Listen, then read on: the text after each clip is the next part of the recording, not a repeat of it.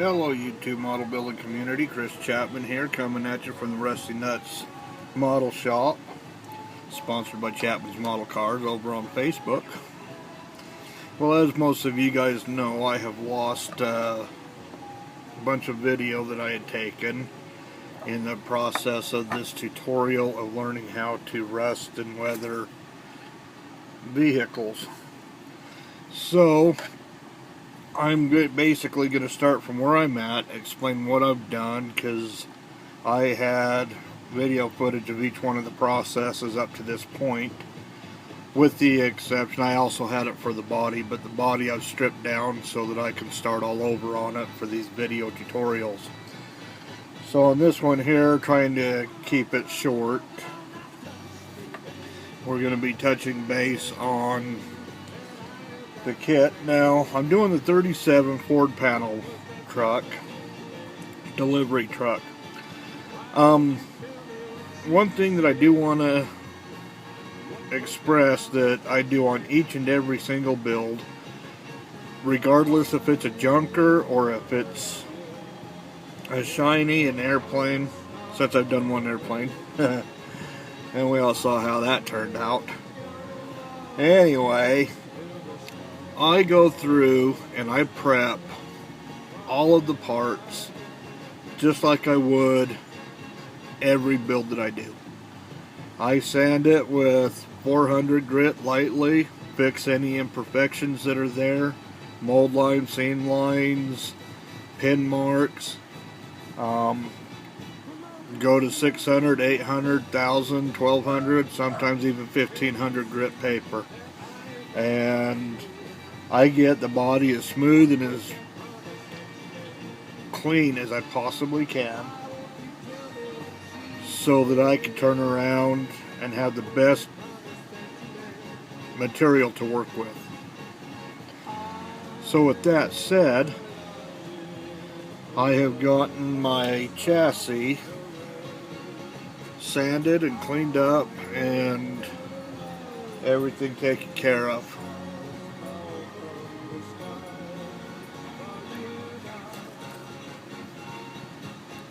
As I do this, I go and I do the sub-assemblies where I do the rear suspension. This one here was the rear axle, spring, drive line, and then I put the stabilizers on it. Then I also did the front up here, and I put all of that together after each piece was sanded and cleaned up nice. Put it on here so that it's all a sub-assembly, it's all going to be the same color, so if you put it together you can paint the whole thing right now without having to worry about how you're going to glue it together and scraping off the paint and everything. And some people haven't learned yet, some of the newer people, if you have paint or anything down and then you try to glue your one part to another, but you're gluing paint together, it just gets soft. It'll hold a little bit, but it doesn't grab and bite and bond. And so in doing this, it makes it to where everything is on there tight, because it was styrene to styrene connections with the glue. So as what I did of my loss of video footage, I have taken the iron metallic surfacer from Sophisticated Finishes. I've already applied it. That's the gray stuff. This here was a white chassis. Everything on this kit's white. And you basically just take a brush, you dip it, and you slather it on there. Get it all nice and thick, cover everything up. And anything that doesn't get covered up, you can always use some acrylic paints or enamel paints, whatever, to come back in and fill it in. But you want a good, nice, thick coat. I put this in a dehydrator and let it bake for approximately 12 hours, basically overnight. You want this to dry fully so that you'll get the best results. As what you do after it's completely dried, you've got it all slathered on there, you give it time to dry, we will move to the sophisticated finishes.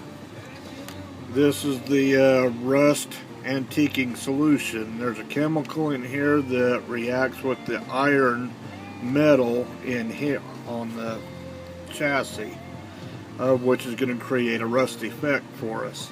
A lot of you guys have seen it. You've seen other videos on it. I'm not teaching anything that you haven't already seen if you've already researched it. I'm just going through this as one of the steps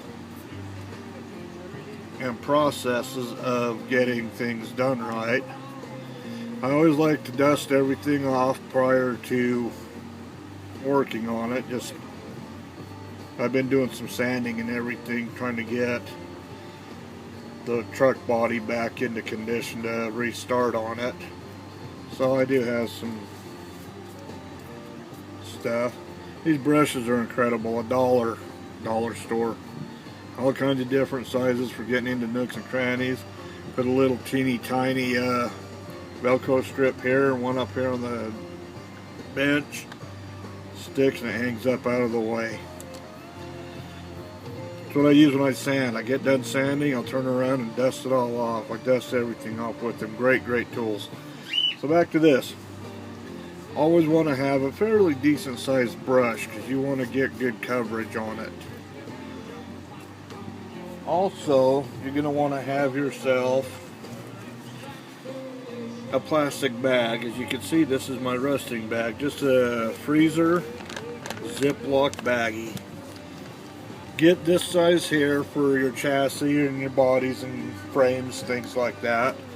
You can get smaller ones if you're just going to be doing like an engine and you want it rusted, put it in a smaller bag.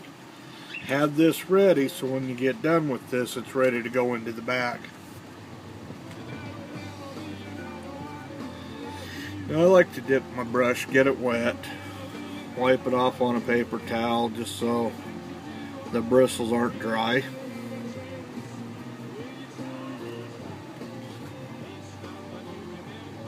Now keep in mind, this antiquing solution will last a long time, goes a long way. Just start on one side, and you can see how using a big thick brush like this, it holds a lot of solution in it. You want to make sure on this kind of stuff, I like to do one frame side at a time.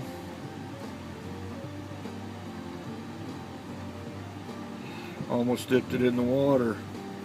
Get anything connecting to that side.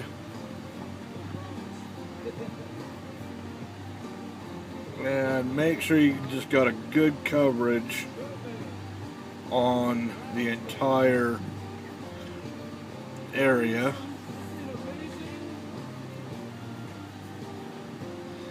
You want to make sure, now you can tell when you got it because it's all wet. If you see any dry spots, slather this on. Putting it on nice and thick. Lets it soak in. I'm going to go ahead and hit the bottom here. Really just slather it on there.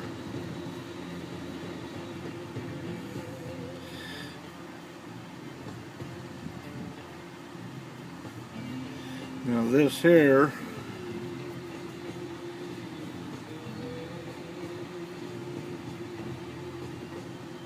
can be painted over and everything after it's done. We'll get into that after we get this whole process done. But that's pretty much all you do with this.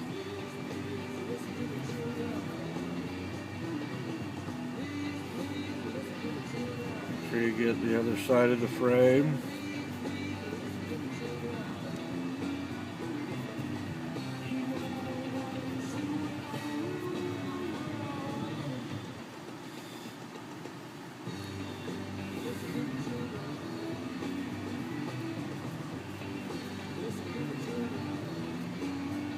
Sorry, kind of concentrating on what I'm doing and not explaining, but I believe you guys have already gotten the gist of it. It's not hard to do. Got this here all good and wet.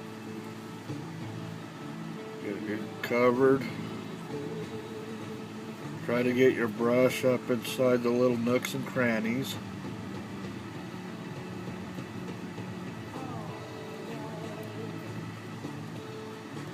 Now sometimes on smaller parts and things like that, I've actually just poured this into a bowl and then just dipped the parts right into it. And that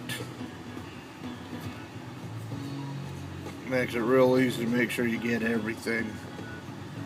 And if you don't get everything, you'll know when you pull it out of the bag. And that's one thing, I have tried putting this in just a dehydrator and drying it like that, and for some reason I don't get a very good rusting effect out of it. But the bag, you're supposed to blow hot air into it or warm air into it, which blowing hot air is good and easy for me to do.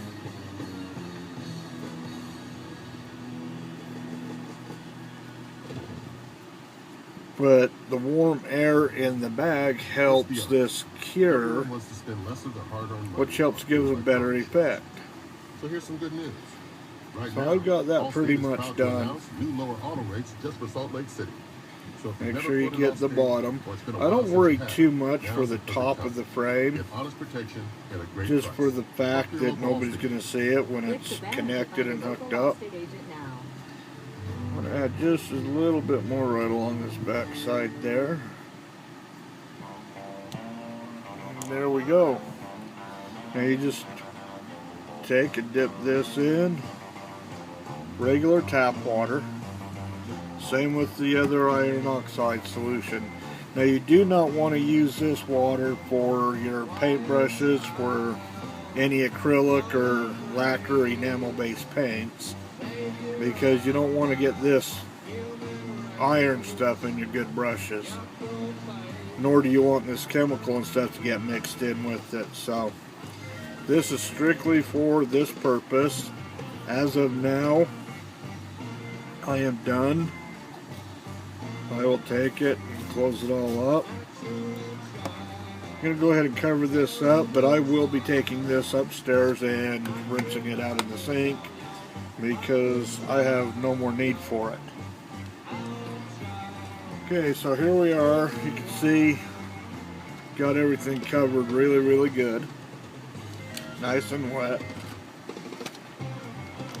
Drop it down inside the bag here.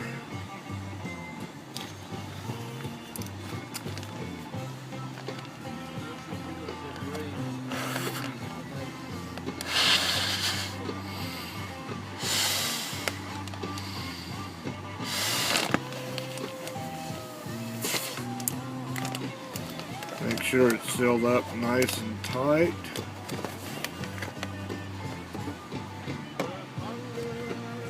And there you go. This here will now sit for a day or two. Probably you can do it for overnight. The longer you let it sit, the more the rusting solution comes. I'm going to go ahead and end this segment right now. Go ahead and let this come around and see what it looks like tomorrow. We'll give it 12 hours or so. Check on it, and I will do a couple of updates showing the rusting process as it's going while it's in the bag. And then we'll do a kind of a completion on this portion once we get to that point. So again, Chris Chapman, Rusty Nuts Model Shop. I'll be back shortly. Bye.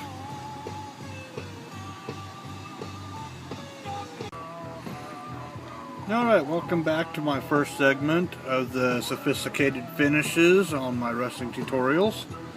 We've got a little thing that I've decided to do. I've added And so this way I can kind of show you how to do this properly, since I lost my other previous videos. I'm going to use this here.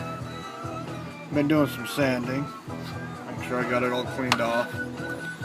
We'll sit that right there. I decided I'm going to take some styrene rods or tubes, and I'm going to go ahead and rust these so that I can have them sitting in the back of the truck, kind of like they've been stored there. So this is a way for me to, one, show you the whole process, and two, be able to add some new character to it. So again, I'm just gonna load up the brush here with the iron solution and just smear it on there nice. Get good coverage all over.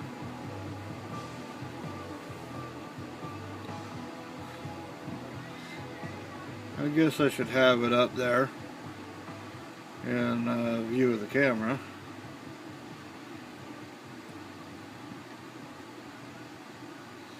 So yeah, this will just look like there's some rusty old pipe or poles, galvanized metal, something or another. I don't even know if galvanized rusts. I don't think it does, but sounded good at the time. So okay, we got that. And this is where it gets a little bit tricky. I'm going to go ahead and stick it on in there. Oh, and look at that, it doesn't want to go in because it's all twisted. Funny. Let's go ahead and just snip off.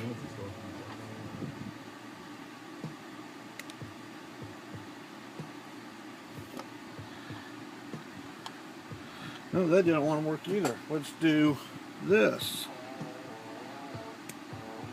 We will re-round it.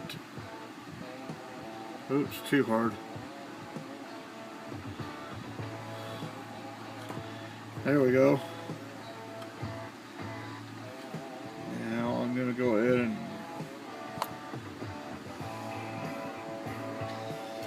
so this here will have to dry. Make sure that this is rounded. Okay. So this will dry overnight, and then tomorrow I will kind of do an update on it as I put the solution on, of which you guys have already seen. But this will make really good if you're doing a diorama, a pickup truck, an old rusty pickup truck. Get you some of these old styrene strips, rods and things. Do a couple up all rusty like this and throw them in the back, make it look like they've been sitting there a long time. You can even turn around and have them just sitting off to the side of the truck, laying on the ground. It's great stuff for dioramas. So that is 2 of them so far. Let's go ahead and retouch that up. I'm going to go ahead and wipe off my fingertips. So without boring you too much, y'all have seen the process. I will go ahead and continue to get the rest of these done. I decided also I'm going to go ahead and do the fuel tank. I should have already put this on, but I was going to actually do it differently. Looking at old pictures and everything from Google Plus, I have found that that there would actually be more consistent, with the exception of the color of it. And so I will be putting color on this. Now, to get back to what we did, here's the plastic baggie. I'm going to pull this chassis and frame out. And here is the result. Let's turn this off. See if that'll help. There's the results. You can still see I've got some gray on there and stuff. backside of it. I mean, it came out looking really good and rusty and goopy. But I'm going to go ahead and take these points where there's actually a lot of the gray iron stuff that didn't actually change. At this point, you can add more solution onto it, then put it back in the bag for a couple more days. I'm actually like to take these points here, and that's where I'm going to add some paint. So there's going to be very little paint, just some black that looks like it's peeling off of it, and up in this area here and here. And as old and rusty as this beater's going to be, you don't want too much, so you know, just having enough, have it sitting just kind of off enough to where not all of the paint's eaten off of it. You can see down the side right here, that's obviously where it was sitting up against a plastic bag. So I'll go ahead and I just might go ahead and add a little bit more across here just so it's a little more rusty. So we'll get to that point later. I'll get this stuff here done, we'll get that done, we'll get stuff into the dehydrator with these. Come back tomorrow for another little quick segment. So we will talk at you then. Alright, Chris Chapman back here again. We've got the back of the wheel hubs and the wheel hubs themselves. Decided to go ahead and go with the rusted patina look to them, and I will be adding some paint to it.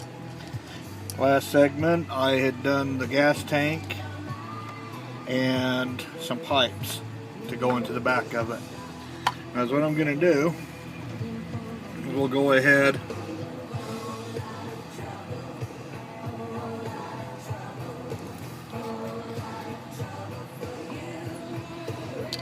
do a quick little segment here, again, just showing.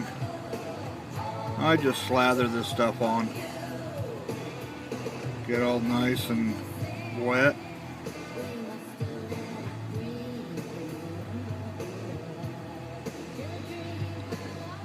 Then I'll throw all this into the baggie.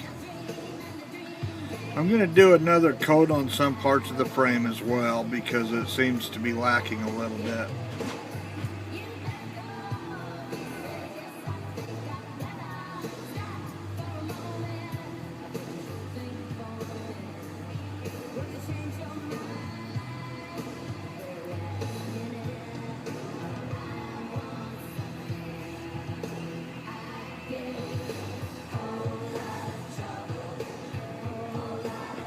Now I'm going to go ahead and just take this,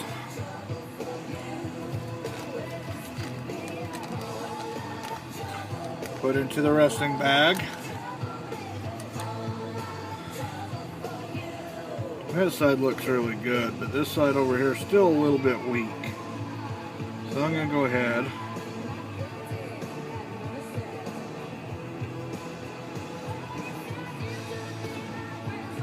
wet it up.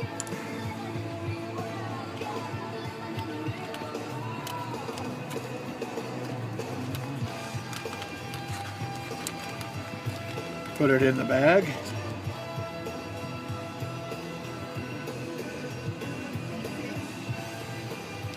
Hold on one sec. Okay, sorry, I'm going to hurry and get this finished up here quick. We're just going to smother this.